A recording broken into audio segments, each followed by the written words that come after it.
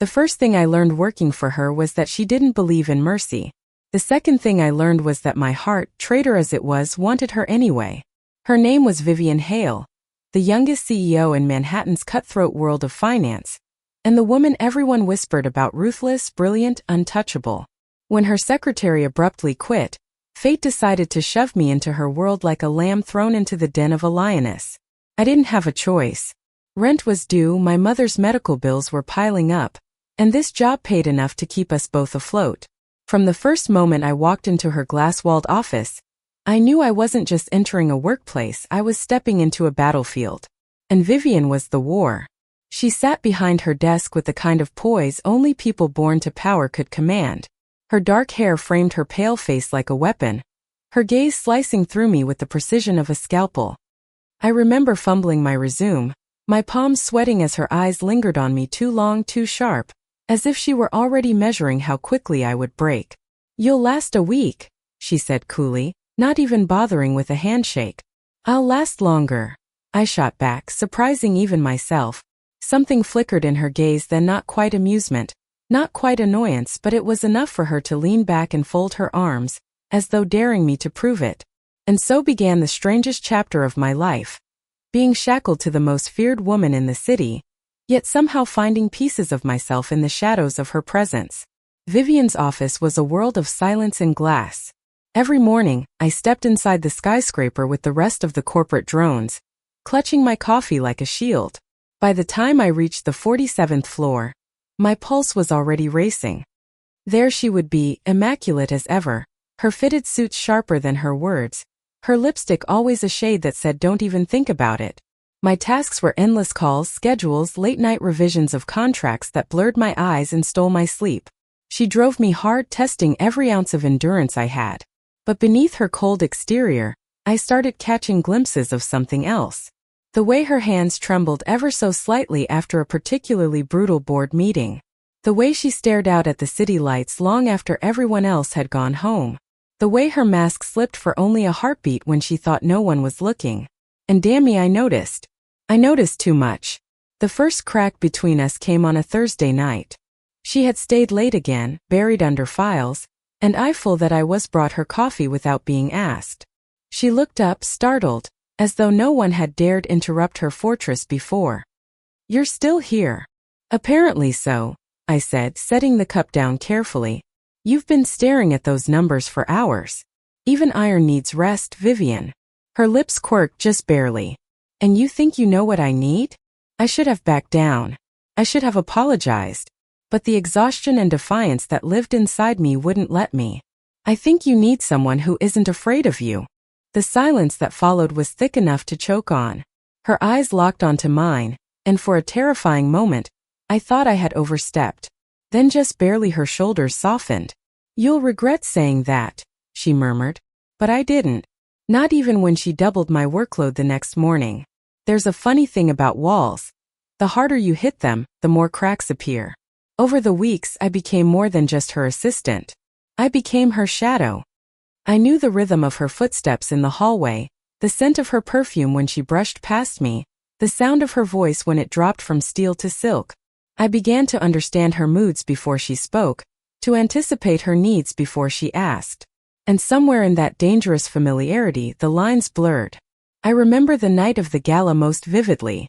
She had to attend. It was one of those glittering, hollow charity events where the rich patted themselves on the back for pretending to care. Vivian despised them, but appearances were currency in her world. She emerged from her private suite in a gown of midnight blue, her hair swept back to reveal the sharp elegance of her jawline. For a moment I forgot how to breathe. She caught me staring, and instead of cutting me down with her usual cruelty, she simply held my gaze, something unreadable simmering in her eyes. "You're coming with me," she said abruptly. What? "You're my assistant. Assist me."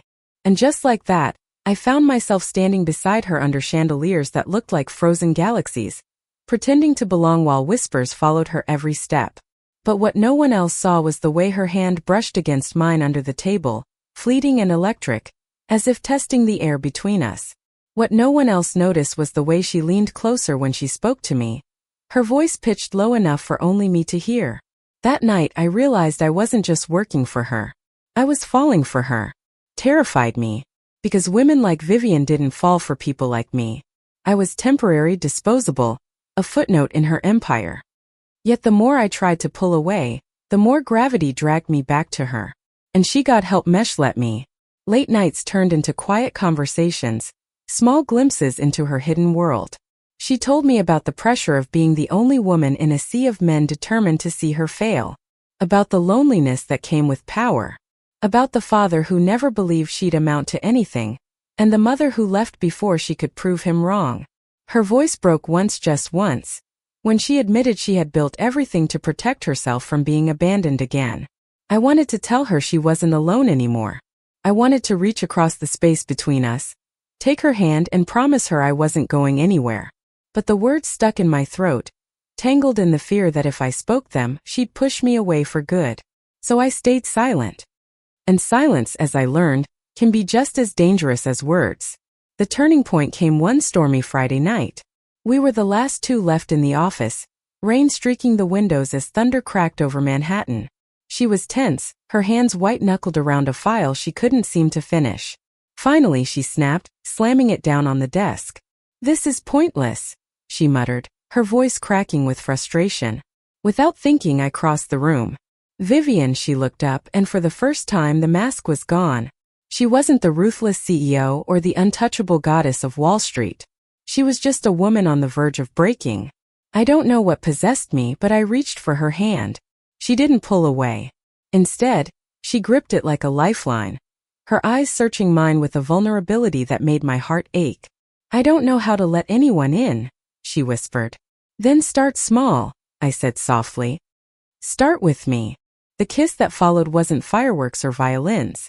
It was hesitant, trembling, a collision of fear and need. But it was real. And in that moment I knew nothing in my life would ever be the same. That was the beginning of our undoing, and our salvation. Because love, especially forbidden love, doesn't come without consequences. And in a city that thrived on tearing people apart, we were about to find out just how much we were willing to risk for each other. If I had believed for even a second that Vivian would suddenly turn into someone gentle after that kiss, I was a fool. The next morning she was ice again. Cold, efficient, and merciless as if nothing had happened. She gave me orders with clipped words, avoided my gaze, and refused to acknowledge the storm that had cracked open between us the night before. It hurt more than I wanted to admit. I went home that night with my chest hollow, pacing my tiny apartment until dawn, replaying that trembling kiss, wondering if it had been nothing but weakness on her part, a fleeting lapse she regretted. Maybe I was just a convenient shoulder at the wrong time. But then came Monday morning. She was already in her office when I arrived, the skyline of New York glowing behind her like a crown. Without looking up, she said, "Close the door." My stomach lurched. I obeyed. She didn't speak right away. Her hand hovered over the desk, tapping a pen against a file, the picture of calculated control. But when she finally looked up at me, the steel in her eyes was fractured. "About Friday." Her voice was low, hesitant in a way I had never heard before. "That cannot happen again." The words sliced me open, but I forced a brittle smile. "Of course. I understand." But then just as I turned to leave, her voice caught me. "Emma." I froze. Her lips parted, as if she wanted to take the words back. Her eyes softened, vulnerable for only a heartbeat. Then the mask slammed back into place. "Don't misunderstand," she finished coldly. "This is business. Nothing more." I walked out of her office that day with my chest on fire. The problem with lies is that they rot. And Vivian's lie, that this was nothing, rotted faster than either of us could handle. Because the truth was written in the way her gaze lingered too long when she thought I wasn't looking. In the way her hand brushed mine during meetings, so briefly it could be excused as accidental. In the way she demanded my presence at late-night dinners that could easily have been attended alone. And God help me, I let myself hope. Hope is a dangerous thing in Manhattan. The breaking point came 3 weeks later, during a board meeting that could have ended her career. The men around the table were vultures, circling, waiting for her to make a mistake. They mocked her strategies, interrupted her, questioned every number she presented, their smiles laced with venom. I sat in the corner silent, my role nothing more than to take notes. But when one of them leaned forward smirking and said, "Perhaps you're just not cut out for this position, Vivian. It's a man's game after all," something inside me snapped. Before I could stop myself, I spoke. "Or maybe it's a man's game because men like you are too afraid of women who play better." The room went still. All eyes turned on me, including hers. Vivian's expression was unreadable. Her lips pressed tight. For a second, I thought I had destroyed everything. But then slowly, deliberately, she leaned back in her chair, her eyes glinting like a blade catching light. "She's right," she said coolly. "And if you're done wasting our time, perhaps we can move forward like professionals." She ended the meeting within 10 minutes, her victory sealed not by numbers, but by command. When the doors finally shut behind the last of them, I braced myself for her wrath. But she didn't yell. She didn't even speak. Instead, she crossed the room in 3 strides, grabbed my wrist and pulled me into her office. The door slammed shut. And then before I could breathe, her lips were on mine again, fierce, desperate, nothing like the trembling kiss of before.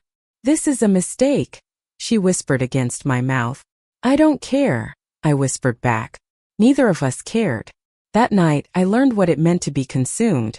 She kissed me like she'd been starving for years, her hands burying in my hair, her body pressed against mine as if she could erase every wall she had ever built. And I, full coward, dreamer that I was, I let her. We didn't leave the office until dawn.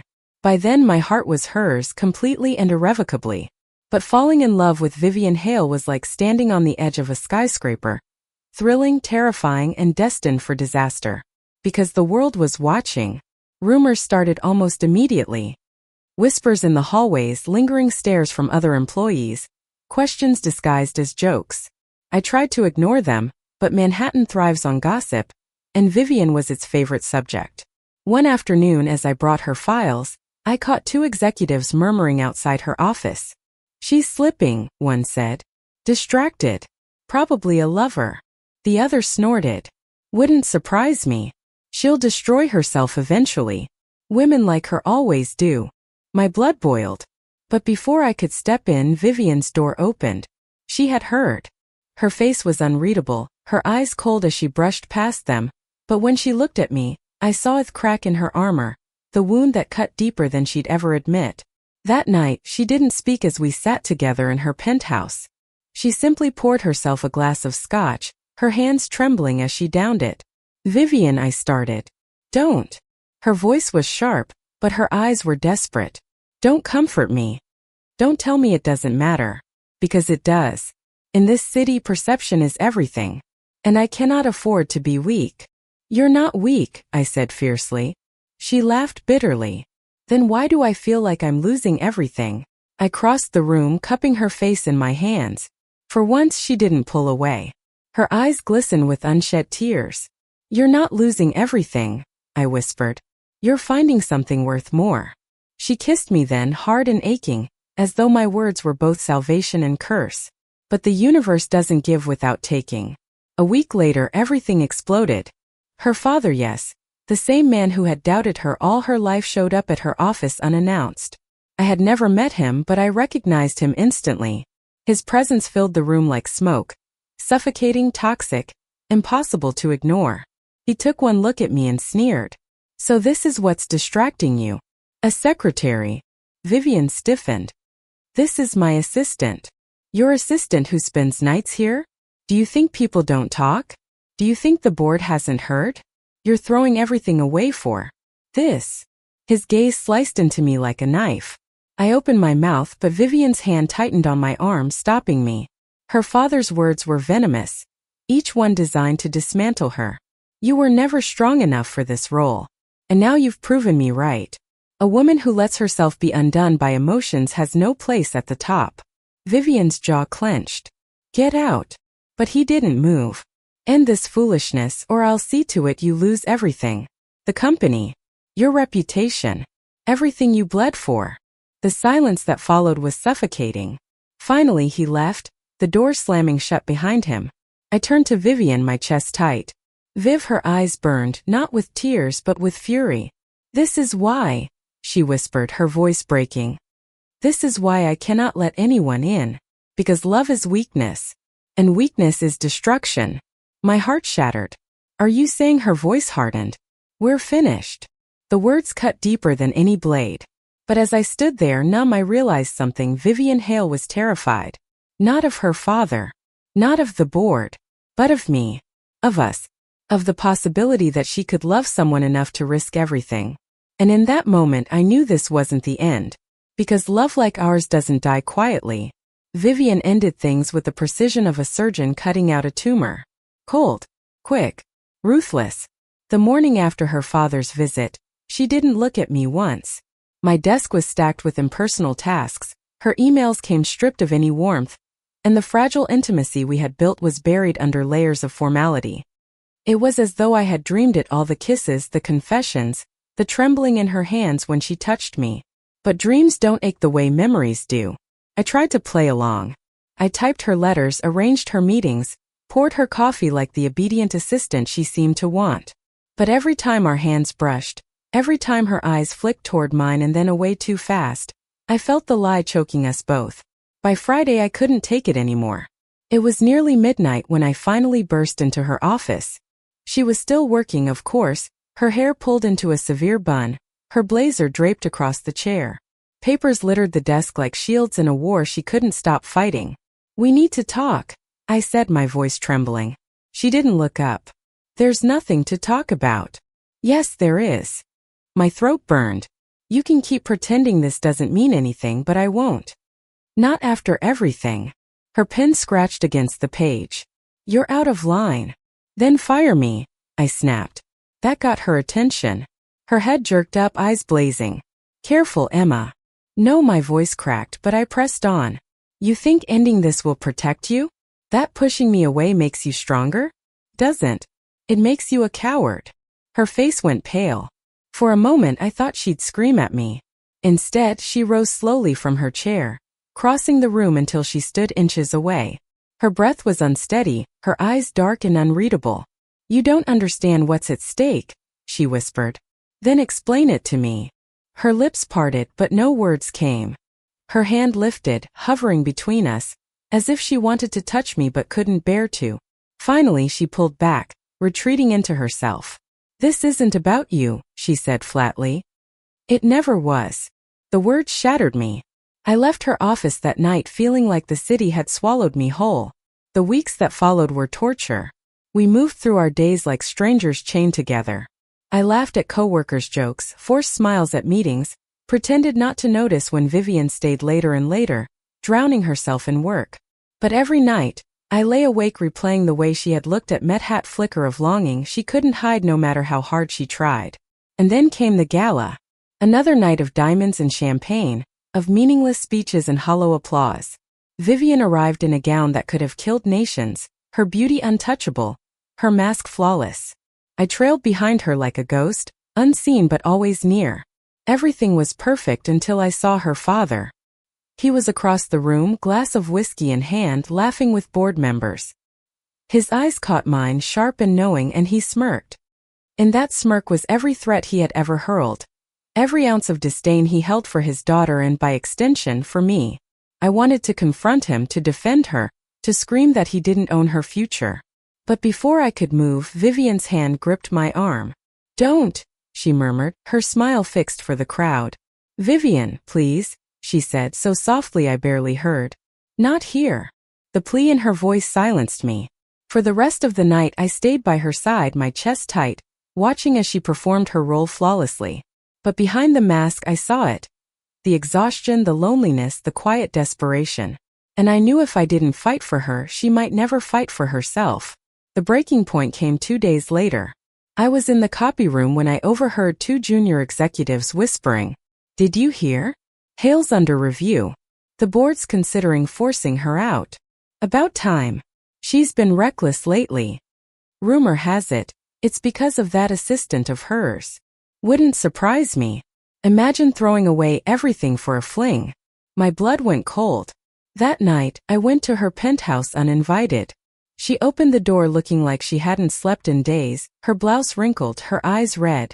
For once she didn't send me away. What are you doing here? She asked, voice hoarse. I know about the board, I said. They're coming for you. Her shoulders sagged. Of course you know. Everyone knows. Then fight them. She laughed bitterly. Fight them with what? They already think I'm distracted, unstable. If they learn the truth about you, it's over. Maybe it doesn't have to be a truth you hide, I said softly. Her eyes snapped to mine. You don't understand. This world doesn't forgive women who show weakness. And loving you, her voice broke. Loving you is the only weakness I have. The words hit me like a blow. For a moment, neither of us moved.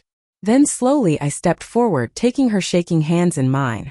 Vivian, I whispered. Loving me doesn't make you weak. It makes you human. And maybe just maybe makes you stronger than any of them. Her tears finally fell.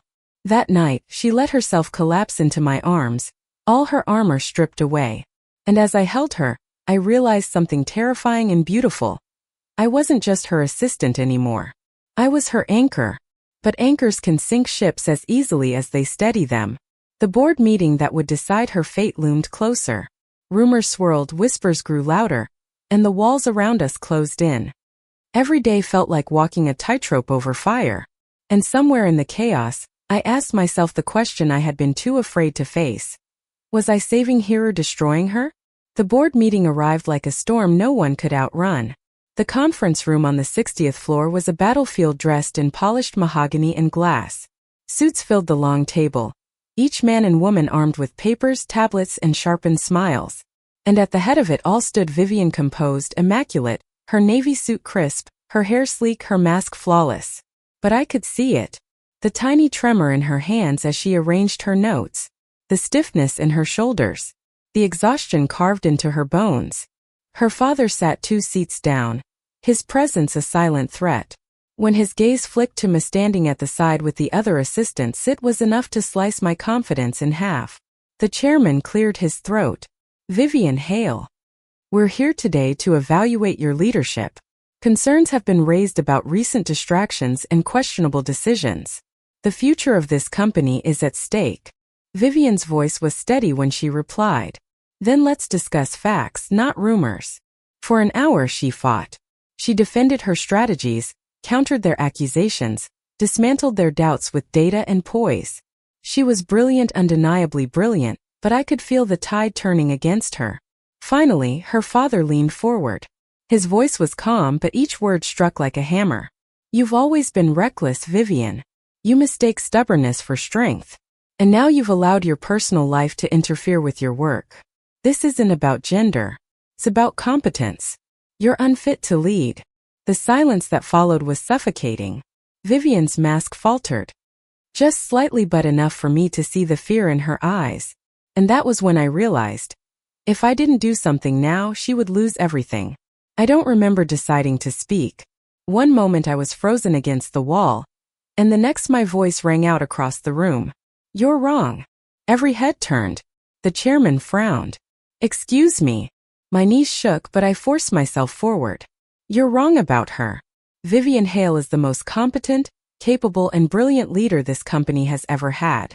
She has sacrificed everything, her time, her health, her peace to keep this place alive when others would have walked away. Mississippi, the chairman began, clearly trying to recall my name. Emma, Vivian whispered hoarsely. Pressed on. Yes, I'm her assistant. And yes, I've seen the rumors. But let me tell you something. Her so-called distraction is the only thing keeping her human. Without it, she'd still be working herself into the ground alone. And you'd be watching her burn out. You don't need her less human. You need her exactly as she is. Gasps rippled through the room. Her father's face turned crimson. This is absurd, he snapped. You expect us to believe this emotional display proves anything? I swallowed hard, my heart pounding. What proves something is her record. Look at the numbers. Look at the expansion she's spearheaded. Look at the profits. She's not weak. She's not distracted. She's stronger than every single one of you combined because she's willing to fight not just for the company, but for herself. The room was dead silent. Then I turned to Vivian. My voice softened. And you. You don't need to hide anymore. You don't need to let them dictate who you are. Her eyes locked on mine, wide and shining. Something broke inside her, something that had been caged for years. She stood slowly, her hands braced against the table, her voice clear and unwavering. "My personal life is none of your concern," she said. "But since you've all made it one, let me be very clear. I am in love with Emma Clark. And if you think that makes me unfit to lead, then you've misunderstood everything I stand for. Because the strength it takes to love openly in a world that thrives on fear, that's the same strength that built this company into what it is today." Her declaration landed like thunder. For a moment no one breathed. Then the chairman cleared his throat awkwardly. "Personal matters aside, her performance speaks for itself. I see no grounds for removal." Murmurs spread. The tide had shifted. One by one reluctant nods followed. Her father glared, but he was outnumbered. His empire of control had crumbled in a single moment of truth. When the meeting adjourned, I followed Vivian into the hallway.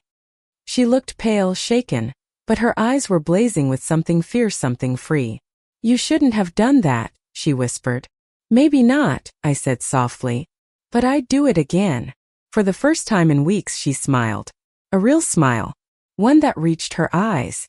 And then, uncaring of the glass walls, the whispers, the stares, she pulled me into her arms and kissed me. It wasn't the desperate kiss of fear, or the trembling kiss of hesitation. It was steady, sure, radiant with love. The city could watch. The whole damn world could watch. We didn't care anymore. Life after that wasn't magically easy. The rumors didn't vanish overnight. We still faced whispers, side glances, articles that tried to frame her love life as scandal. But none of it mattered. Because every night, when we closed the door to her penthouse and left the world outside, it was just us. Cooking late dinners together. Sharing stolen laughter over wine. Curling up on the couch as the city lights flickered below. For the first time, Vivian let herself rest. And for the first time, I let myself believe in something more than survival. We weren't perfect. We fought. God, did we fight? She was stubborn, I was emotional, and sometimes we collided like storms. But underneath it all was something unshakable. The knowledge that we had chosen each other. Against all odds, against the city, against her father's shadow. And that choice made everything else bearable. One night, months later, I found her on the balcony, gazing at the skyline. She turned when she heard me, her expression soft, unguarded. "Do you ever regret it?" she asked quietly. "Regret what?" "Choosing me." I walked to her, slipping my arms around her waist. "Never." She rested her forehead against mine. Her voice barely above a whisper.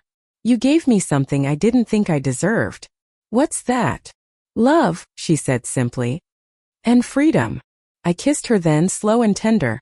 The city roaring beneath us, the stars hidden above. And in that moment, I knew no matter what battles lay ahead we had already won. Because love had set us free. Thank you for listening. Like and subscribe to get notifications about next videos.